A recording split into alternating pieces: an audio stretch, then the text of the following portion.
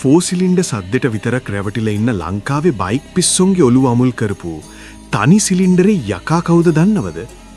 Gear එක දාලා accelerator කරද්දී නිකම්ම ඉස්සරහ රෝදේ අහසට උස්සන පාරේ යන්නයි කැලේ යන්නයි දෙකටම කියාපු සුපිරිම භාණ්ඩේ. ඔව්. අද වාහන මාස්ටර් අපි කතා කරන්නේ ලංකාවේ සුපර් මෝටෝ කලාවේ රජා සුසුකි DRZ 400 ගැන. මුලින්ම බලමු මේ යකාගේ හදවත ගැන. මේකේ ඉන්නේ 398cc liquid cooled DOHC single cylinder engine එකක් එක්ක. ලංකාවේ ගොඩක් දෙනා 4 cylinder බයික් වලට ආදරය කළාට DRZ එකක තියෙන single cylinder engine මේ power එක ඊට වඩා හාත්පසින්ම වෙනස්. සරලවම කිව්වොත් මේක torque monster කෙනෙක්.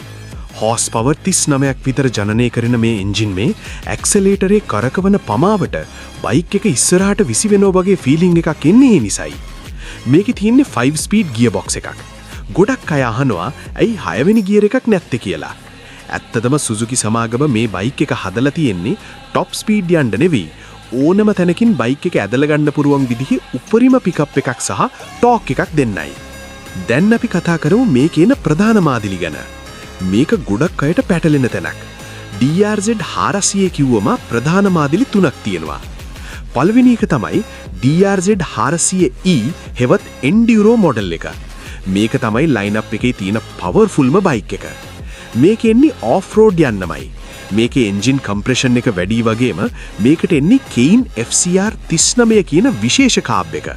ඒ වගේම බර අඩු කරන්න මේකේ ටැන්ක් එක ප්ලාස්ටික් වලින් තමයි එන්නේ. දෙවැනි එක DRZ 400S හෙවත් ස්ට්‍රීට් මොඩල් එක. මේක තමයි පාරේ යන්න හදපු ලීගල් මොඩල් එක. මේකේ එන්නේ යකඩ ටැන්ක් එකක්, ඩිජිටල් මීටර් එකක් වගේම පිටිපස්සේ යන කෙනාට ෆුට් පෙග්ස් පවා එනවා. මේකට එන්නේ මිකුනි BSR 36 කියන කාබ් එක.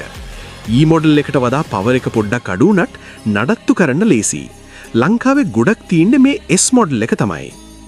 තුන්වෙනි එක තමයි තරුණයෝ අතර ජනප්‍රියම DRZ 400 SM හෙවත් සුපර් මෝටෝ මොඩල් එක. මේක කම්පැනියෙන් එන්නේ පාරට ගැලපෙන අගල් 17ක රිම් සහ ලොකු ඩිස්ක් බ්‍රේක් එක්ක. ඒ වගේම ඉස්සරහට එන්නේ Showa USD එහෙවත් නැත්නම් අප්සයිඩ් ඩවුන් ෆෝක්ස්. මේ නිසා පාරේ කෝණ කරන්න හැන්ඩ්ලිං වලට මේක මාරම පහසුයි. පදින කෙනෙක්ට මේ බයික් එකේ දැනෙන ෆීලිං එක ගැන කිව්වොත් මේක ට්‍රැෆික් එකේ රින් ගන්න, වංගු ගන්න වගේම ස්ටන්ට් කරන අයට වීල් එකක් ගහන්න මාරම ලේසි. හරිම සැහැල්ලු බයික් එකක්. හැබැයි මේකේ සීට් එක ටිකක් උසයි, ඒ වගේම සීට් එක ගොඩක් තදයි. ඒ නිසා දුර ගමන් යද්දි නම් ඇඟට පොඩි මහන්සියක් දැනෙන්න පුරුවන්. නඩත්තුව ගැන කතා කරොත් මේ එන්ජිම බුලට් ප්‍රූෆ් කියලායි ලෝකේ පුරාම ප්‍රසිද්ධ. ඒ කියන්නේ හරියට මේන්ටේන් කරොත් ලේසියෙන් කැඩෙන්නේ නැහැ. හැබැයි වැදගත්ම දේ තමයි මේකේ එන්ජින් ඔයිල් චෙක් කරන එක. මේකේ තියෙන්නේ ඩ්‍රයි සම් සිස්ටම් එකක්.